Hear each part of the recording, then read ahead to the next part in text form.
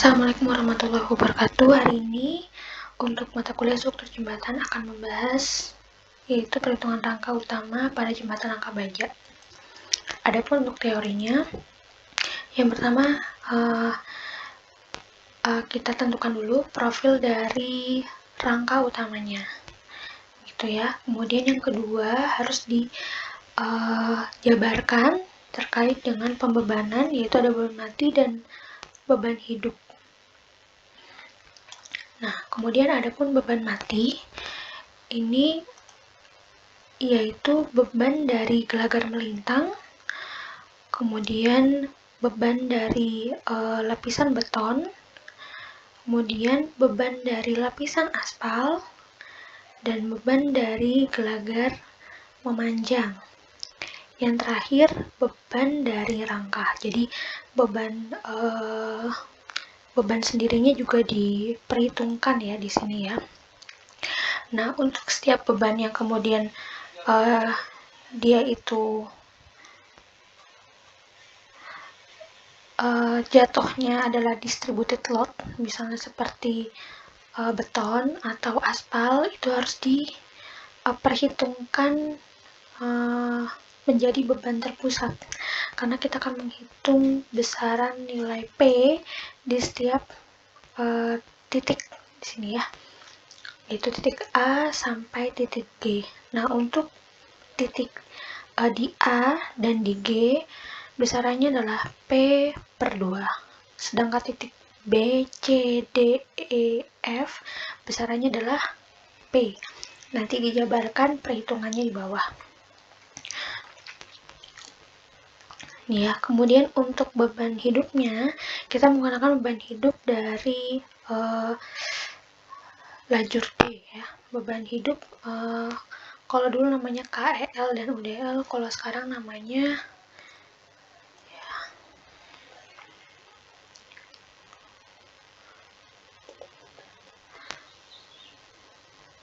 BGT dan BTR ya. Beban garis terpusat dan beban terbagi rata ini ya. Ini beban terbagi rata dan yang ini beban garis terpusat. Oke. Nah, untuk menghitung beban P, maka untuk profil gelagar memanjang dan melintang yaitu sebagai berikut ya. Untuk profil yaitu besaran berat profilnya dikalikan lebar jembatan ya, ini minus trotoar ya, dikalikan setengah kalikan load factor. Kenapa di sini dikalikan setengah? Karena kita hanya menggunakan setengah bentang saja. Kayak di sini. Nah, kalau kita lihat bentuk dari jembatannya ini kan simetris ya. Jadi kita ambil di tengah-tengahnya, kita potong di titik D. Jadi kita ninjau cuman setengah aja. Kalau kita ilustrasikan itu ini ya. Nah, ini yang kita tinjau. Sorry.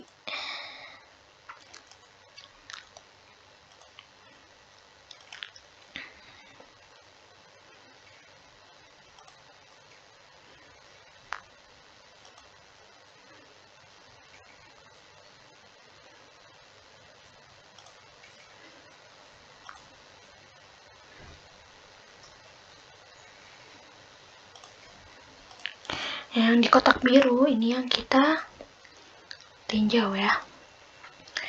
Yang di sini abaikan dulu karena besarannya sama dengan yang di kotak biru. Nah, kemudian untuk berat volume beton, ini untuk plat lantai kendaraan, dikalikan tebalnya, kalikan lebar jembatan, kalikan lambda. Lambda berarti jarak antar diagonal rangka utama ya, di arah memanjang.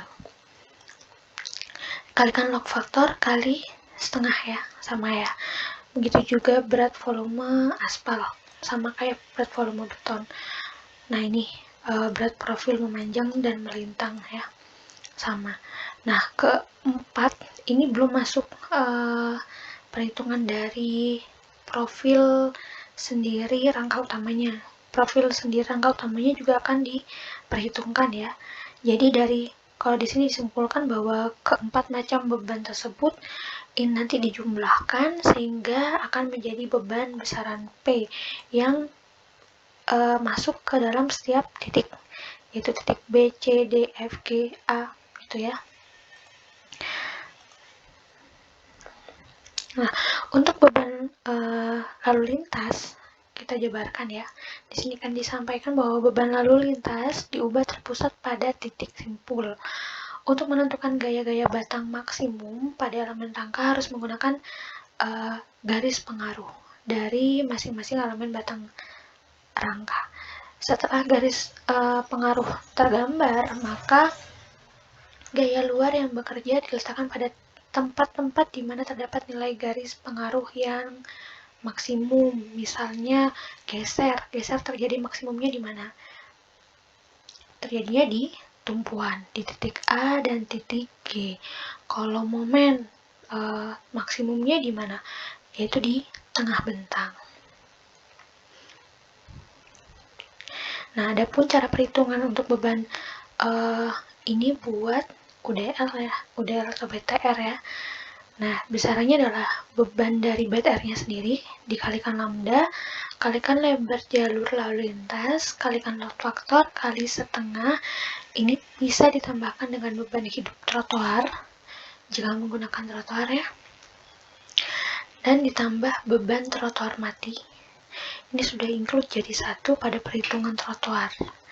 Nah, untuk VKL atau BGT besarannya yaitu beban KL dikalikan DLA dikalikan lebar jalur lalu lintas kalikan load factor dikalikan setengah. Nah, ini keterangan untuk beban hidup trotoar ya. Untuk menghitung beban hidup trotoar yaitu beban hidup trotoar per meter persegi kalikan lambda kalikan lebar trotoar yang berdekatan dengan rangka yang dihitung. Sudah tahu ya besaran beban hidup trotoar di SNI besarannya adalah 5 kPa.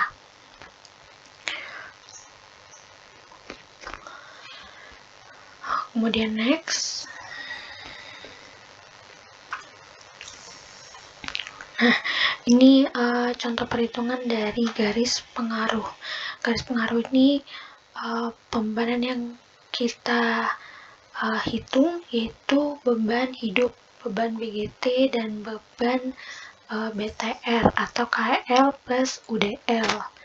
Jadi di sini dicari dari titik-titik ini mana yang menghasilkan momen kemudian geser maksimum ya.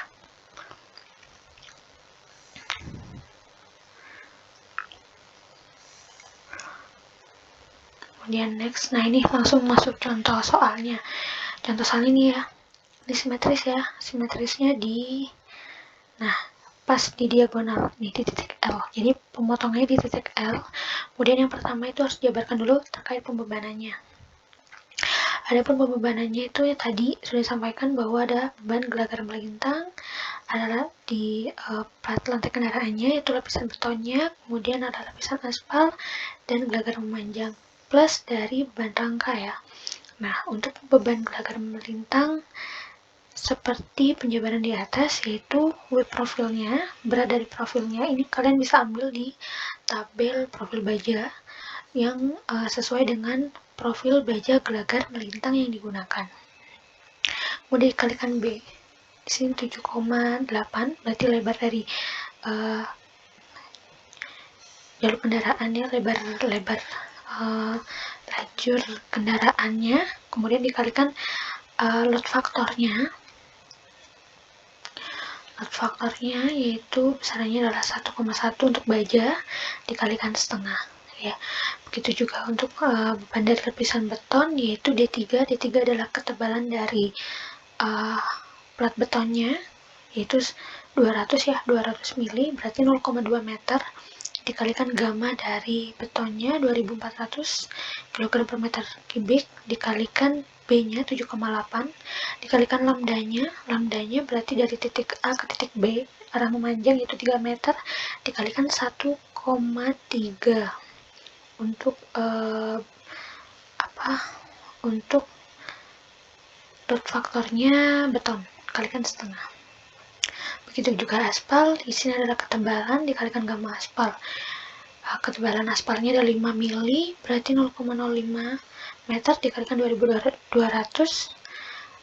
Gamma aspalnya kalikan 7,8. Untuk B-nya dikalikan lambdanya itu 3.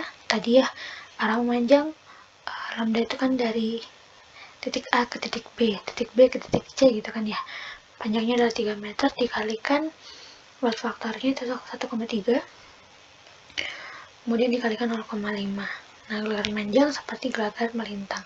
Adapun untuk beban dari rangka batang utamanya, ya di sini direncanakan profil sebagai berikut. Nah, ini ya profilnya. Ini ada batang atas, ada batang bawah. Kemudian ada batang diagonal. Nah, ini ya. Jadi ini kategorikan batang atas. Nah, ini batang bawah. Nah, ini yang tengah-tengah ini batang diagonal ya. Nah, kemudian dari sekian profil yang digunakan yaitu maka batang atas, batang bawah dan diagonalnya diperhitungkan menjadi beban titik terpusat beban P ya, yaitu lambda dikalikan W dari berat dari batang atas, batang diagonal dan batang bawahnya. Tinggal dikalikan aja ya. Di sini ada 3 kalikan 200 untuk profil atasnya. Nah, ini ya 200 kg per meter. Kemudian ada lambda kalikan W batang bawah 3 dikalikan 232, ini ya 232 untuk profil batang bawah, dan 2 kali setengah panjang diagonal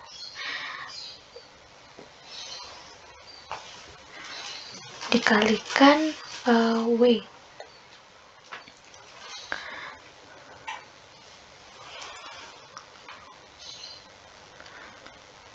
Kenapa 2 di sini? Karena rangka utamanya kan ada yang di sebelah kanan dan di sebelah kiri.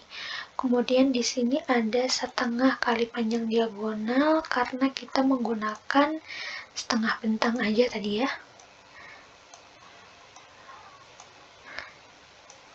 Nah, ini setengah bentang aja, jadi pakai setengah panjang diagonalnya kalikan W. Nah, ini 66 dari sini ya, didapatkan beban P nya sekian, lalu dijumlahkan semuanya dari P1 sampai P5. Untuk P1 yaitu beban dari gelagar melintang, P2 beban dari lapisan beton, P3 dari aspal, kemudian P4 dari gelagar memanjang, dan P5 dari rangka utamanya sendiri. Nah, didapatkan nilai P-nya sekian. Setelah diinputkan ke rangkanya, didapatkan reaksi, ya kan ini. Oke, nah ini setelah didapatkan P totalnya, maka dicari reaksi RA dan RB mengacu pada ini ya, jembatan assistingnya. Nah, di sini kan kalau dia pakainya 3,5 petot. Kenapa RA RB 3,5 petot? Karena kan di sini hanya 3,5 ya untuk batangnya 1, 2, 3 setengah. Begitupun dari titik B 1, 2, 3 setengah gitu. Nah, kemudian memperhitungkan besaran dari perilakunya batang. Di sini apakah dia tertekan atau tertarik begitu. Nah, yang ditinjau adalah S14, S10, kemudian S4 dan S20, semuanya di area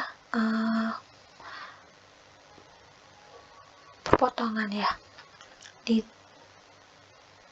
titik perpotongan di sini ya, S10, S20, S4 dan S14, yaitu di area tumpuan, karena kita akan menghitung. Nah, ini S14 nya. Nah, kemudian untuk menghitung besaran gaya batangnya itu bisa menggunakan dari analisa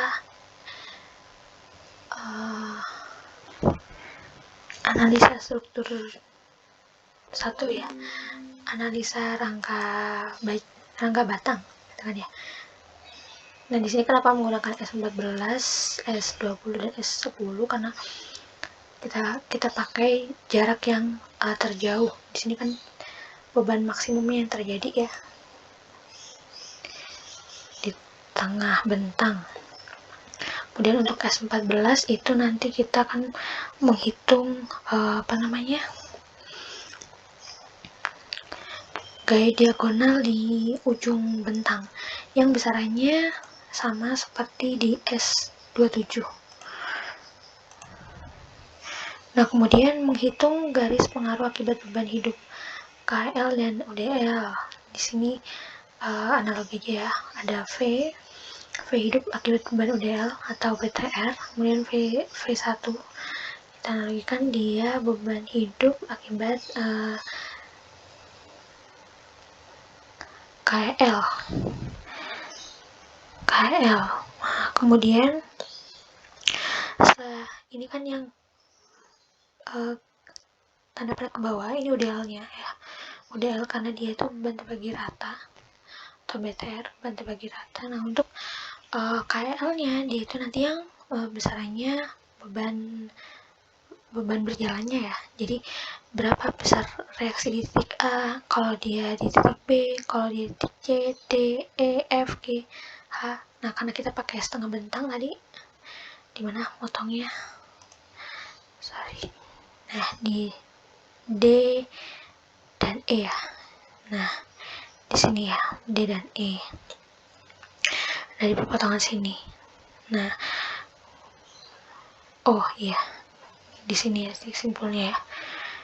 Nah, di titik D dan E, nah ini dia menghasilkan momen maksimum ya,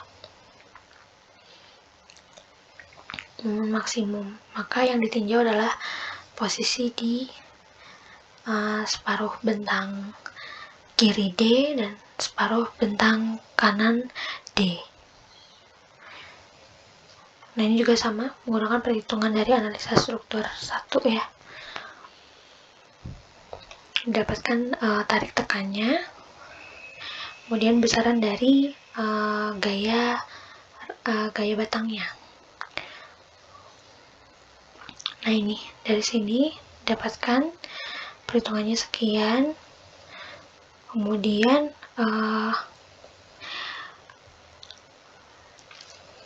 mulai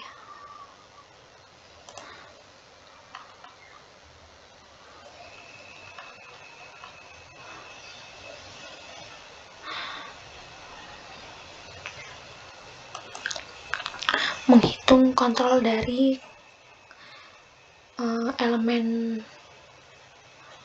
setiap elemennya ya, dari batang-batangnya itu tadi untuk rangka utamanya, kemudian dilanjut ke sambungan. Oke, ini sesuai dengan SNI yang baru.